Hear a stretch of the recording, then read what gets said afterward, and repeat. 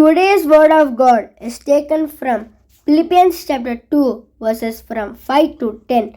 Let this mind be in you, which was also in Christ Jesus, who existing in the form of God did not consider equality with God something to be grasped, and being found in appearance as a man, he humbled himself and became obedient to death, even death on a cross.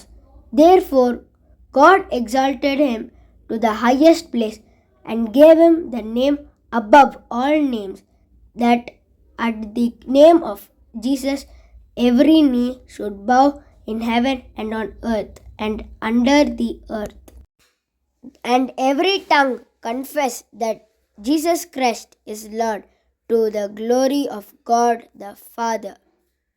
இன்றைய Bible வசனம் பிலிப்பியர் அதிகாரம் 2 வசனங்கள் 5 முதல் 11 வரை. கிறிஸ்து இயேசுவிலிருந்த சிந்தையே உங்களிலும் இருக்க கடவது.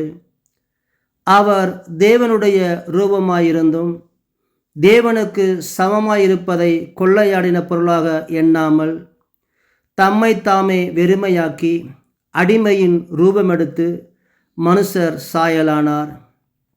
அவர் மனுஷ ரூபமாய் காணப்பட்டு மரண பரியந்தம், அதாவது சிலுவையின் மரண பரியந்தமும் கீழ்ப்படைந்தவராகி தம்மை தாமே தாழ்த்தினார்.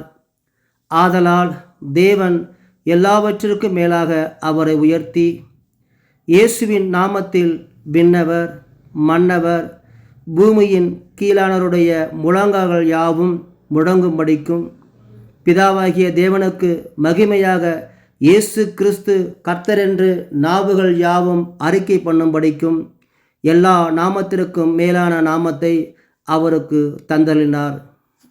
God bless you and your family.